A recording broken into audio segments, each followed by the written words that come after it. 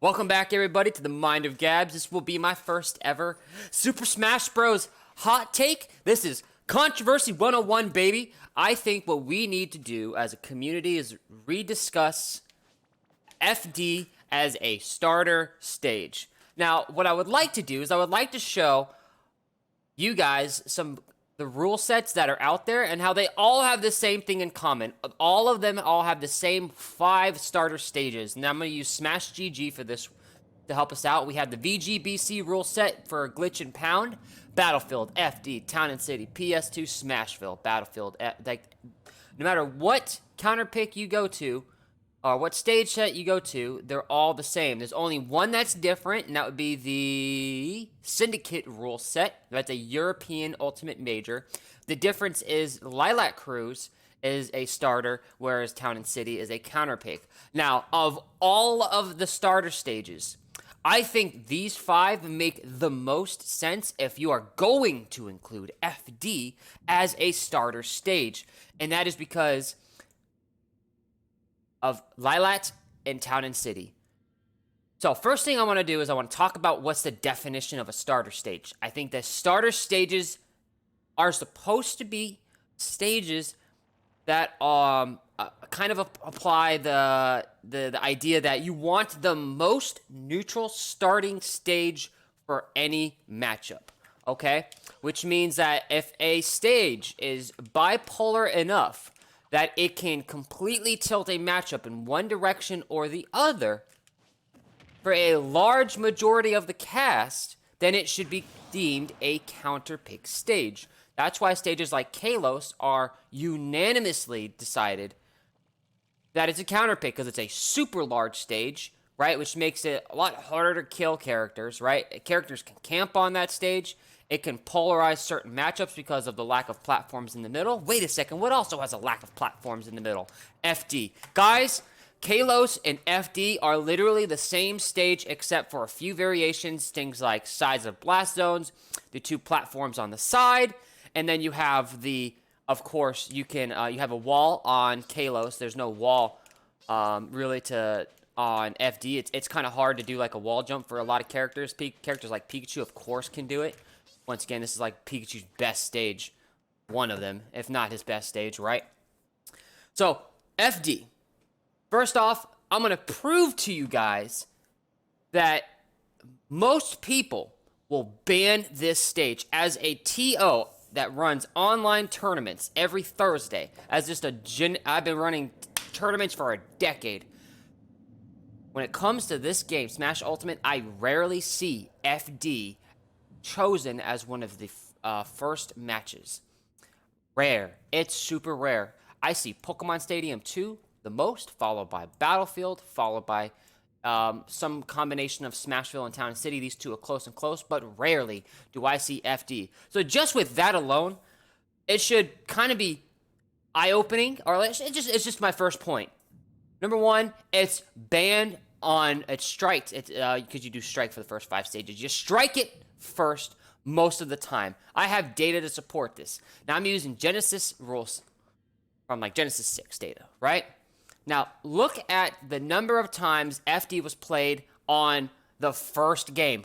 4%. Now we know that Lilat was 0.4% because Lilat is a very, very controversial stage already. And there's a lot of TOs already out there that are getting rid of it because they just don't like the stage. Hence why it should be a counter pick, because it's controversial. People don't like playing on it. It can polarize matchups. It's hard to see. Characters like Snake can like hide their grenades on it in C4s, right? There are characters like sword characters. Like all the sword characters love that stage, right? Because it's perfect for their tilts and for their kill setups.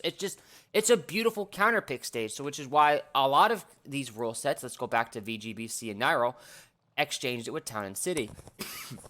Now, with that being said, let's go back to this data. 4% of the time it's played on game 1. Okay, now let's look at the data for game 2 and game 3. Look at the percentage ban for Lilac Cruise, 29%, 34%. That's a third of the time. That's a less than a third of the time because people hate that stage. Obviously, people hate Castle Siege. It actually was gotten rid of. But let's look at FD. 23.6%, 23.2%. And then look at Kalos, 15.1 and 16.2. I remember looking at a graphic for this. Somebody put together the data that, and whoever put this together was just brilliant. The number one most common paired ban, meaning because you get 2 bans if you lose the game, right? The number one most common paired ban was FD and Kalos. So, once again, you have FD being banned more often than not along with Kalos because, once again, it is a polarizing stage. It does not lead to a neutral game 1. You can see that in the data. People ban it most of the time, and look how often it's actually picked, right? Kalos, I mean, it was 11.1%. Actually, I don't really think you can talk about the percentage picked after that because what you would rather pick if FD and Kalos was banned, what's your next pick, right? Like, let's say I'm Pikachu. All right, my game's about to end up on me. Let's say I'm Pikachu, and I want to go to Kalos, and I want to go to FD, and I won my first game, and they ban it. Let's say we're running these rule sets right here, right? Let's say we're running this rule set. FGB. Actually, let's run Nairo since he's the one out there. I have all these stages to choose from, right? I like FD and I like Kalos because it gives me no platforms. I can extend my combos on it, or I'm DDD and I can do my Gordo setups, whatever. Where am I going next? Well, the most common pick I see is Town and City. Now, let's talk about Town and City, okay? Because another part of being a starter stage is that you are unlike other stages that are on the current roster, right? Think about Battlefield, right? Battlefield, 3 platforms. Pokemon Stadium 2, 2 platforms. Smashville, 1 platform. Town and City, multiple platforms, okay? FD, no platforms. So, okay, it's unlike it because there's no platforms. Well, whoa. What's again? Let's go back to Town and City. What do we know about Town and City? What does Town and City eventually turn into? So I'm going to turn off this graphic right here. So we can see that in the beginning, this is unlike any stage. If Town and City actually stayed like this, I believe it would actually be nullify my entire hot take, right? This is actually one of my biggest points because Town and City eventually turns into FD. These platforms will disappear after a certain amount of time, and then look, the stage is just about as big, if not the same size as FD. Look, there we go. There goes the stage. Now look, nothing. This is now FD. So, if anything, we now have FD twice on this starter stage list. And now characters like Little Mac, okay, I'll choose Town and City. You can go ahead and choose Town and City versus me. Dog. Now okay, now look at this. I'm glad this is my next variation. What does this stage remind you of? This is Kalos. Straight up, platforms on both sides of the stages. And the only thing that really is different on this one, there's only 2 differences. One being, of course, there's no wall down here, right?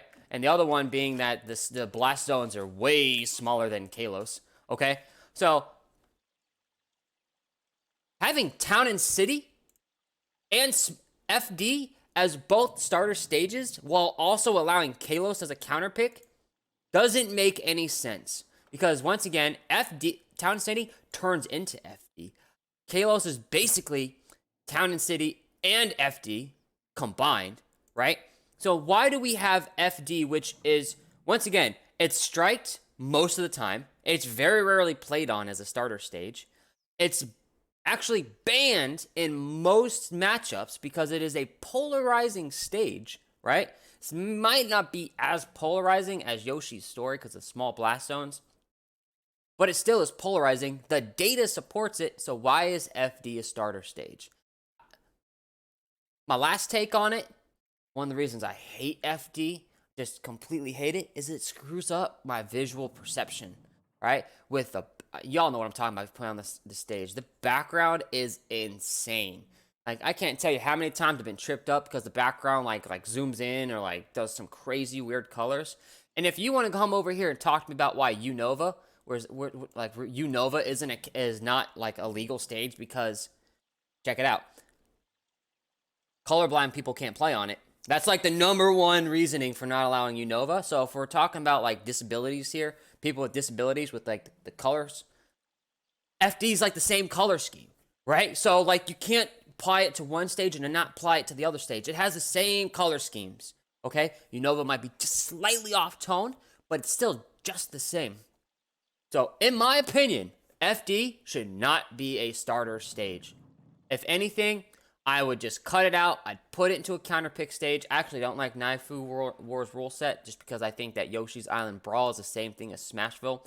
It's very similar how Kalos is FD, except Yoshi's Island has that same platform in the middle. Whatever. I think this right here rule set's pretty good. I mean, I love this rule set. I love this one right here. I don't mind Lilac Cruise.